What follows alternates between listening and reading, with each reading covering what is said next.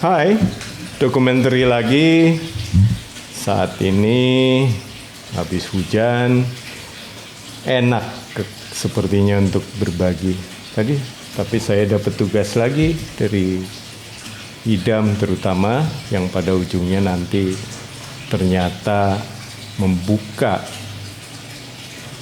keinginan dia yang sebetulnya menghadirkan dokumentari. Awalnya di antara grup kecil, sahabat-sahabat ini, anak-anak ini, anak-anak bukan berarti saya lebih dari mereka, tapi juga saya belajar dari mereka. Sehingga terjadi satu sinergi. Kali ini kita ingin sekali berbagi tentang sensor yang diberikan kepada kita, itu bahasa Inggris. Angela mengingatkan tadi bahwa bahasa Indonesianya mendengar. Ya, kembali harus buka-buka catatan lama saya waktu masih mengajar, sekaligus memindahkan ke kepala, menggali ingatan, kemudian mencoba menguraikannya. Saya bukan yang pandai menggambar, mungkin perlu latihan lebih banyak, tapi kira-kira inilah yang disebut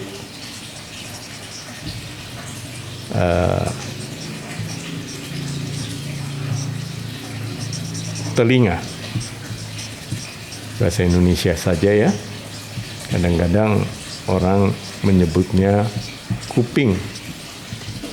Ada juga yang menyebutnya bilung. Nah, apa yang masuk ke indera pendengar ini adalah menurutnya rekan-rekan adalah suatu frekuensi atau gelombang suara yang dibatasi 20 sampai 20 ribu hertz. Telinga kita, ini batasannya.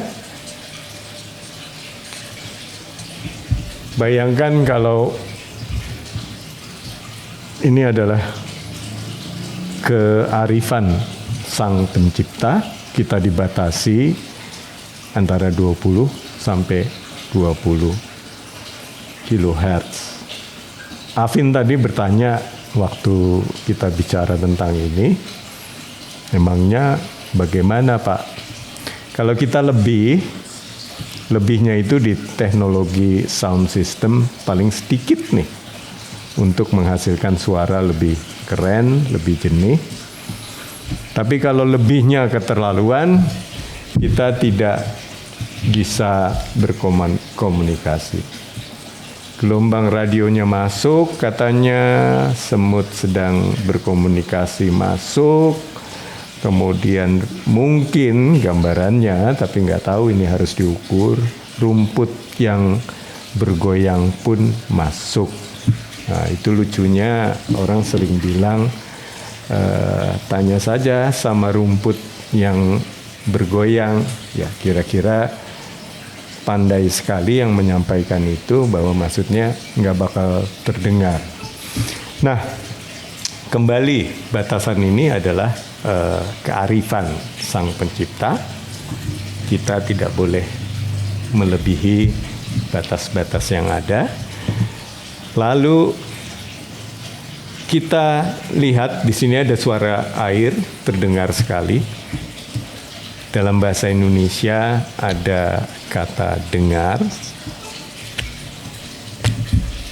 Tulis di sini ya, mendengar. Kita ambil pokoknya. Dan ditambahkan akhiran an atau dengarkan. Akhirannya kan. Perbedaannya adalah suara air itu ya masuk terdengar. Tapi ketika Afin tadi bicara dengan saya menjadi dengarkan.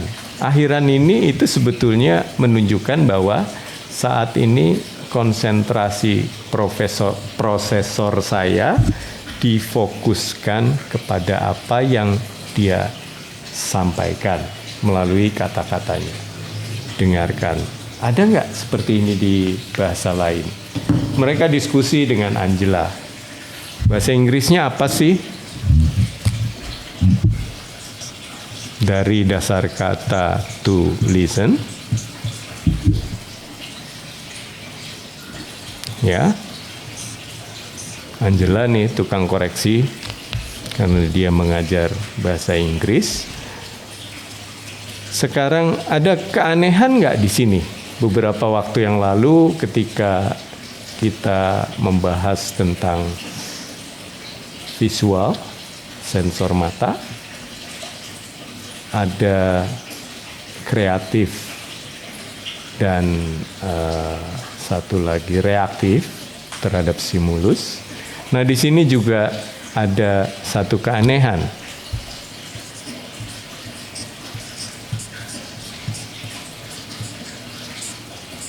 Kalau secara main-mainan memindahkan huruf, urutannya sama, hurufnya berbeda. Kita tidak bisa, listen adalah dengarkan. Karena suara air di dalam bahasa Inggris, di lingkungan yang kita dengar ini, cukup kita sebut to hear, mendengar. Nah, yang mendengarkan ini atau yang listen ini adalah dengan fokus. Tapi benarkah kita sudah listening, mendengarkan dengan fokus? Belum tentu. Ada satu faktor lain yang harus disiapkan, yaitu geser hurufnya menjadi kondisi silent. Ya, kita ada ketiga persisan, bisa juga orang menyebutnya silence.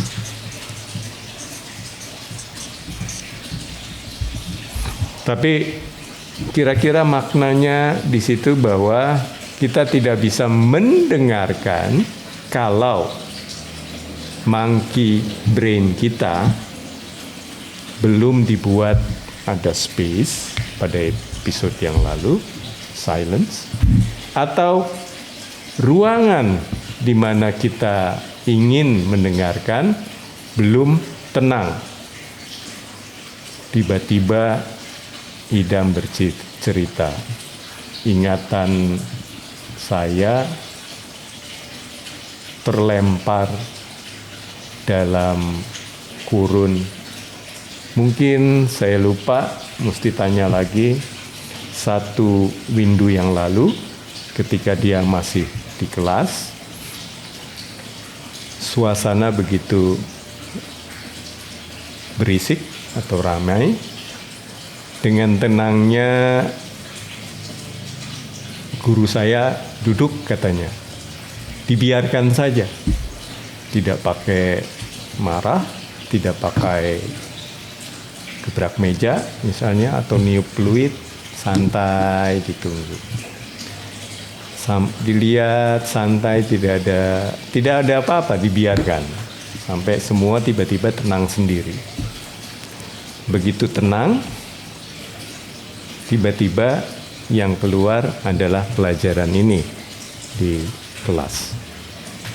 Katanya waktu itu murid-murid terdiam, terus pelajaran berlangsung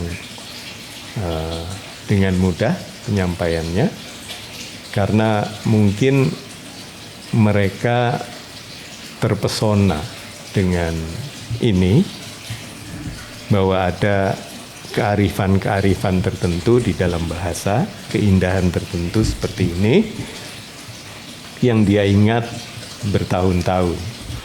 Di kemudian hari setelah dia meningkat menjadi profesional, pada saat ini perusahaannya sudah bekerja sama dengan beberapa perusahaan berbasis teknologi dari Italia, Jerman mungkin. Produknya sudah sampai keluar, salah satunya ke Afrika. Kemudian dia datang kepada saya, kita lama tidak bertemu. Datang itu kan kadang-kadang teman kita SMA, tahu-tahu dulu ada BlackBerry, sekarang ada Android dengan WAG-nya. Gadget ini mempersatukan kita kembali. Rupa-rupanya inilah yang ingin salah satu yang ingin dia rekam di dalam tadinya untuk internal, kemudian dia mendorong kita semua agar ini bisa disebarkan. Kalau kita menyebarkan sesuatu yang baik, Idam berharapnya akan mendapat kiat atau pengalaman atau hal-hal yang indah, yang baik, yang bertebaran di dunia maya sana dan mendapatkannya kembali. Itu sebabnya dia berkeras dokumenter ini harus menjadi satu hal yang menarik. Kita bicara tentang Idam, tentang hal-hal yang lain pada kompartemen yang berbeda. Tapi saat ini itulah tugas saya dari adik-adik yang juga teman saya. Sekian untuk episode kali ini. Semoga sharing yang singkat itu, berbagi yang singkat itu memberi manfaat, dan kami berharap mendapatkan juga buah manfaat dari para senior, para mentor, para teman, adik-adik, kakak-kakak sekalian melalui satu komunikasi seperti ini. Terima kasih.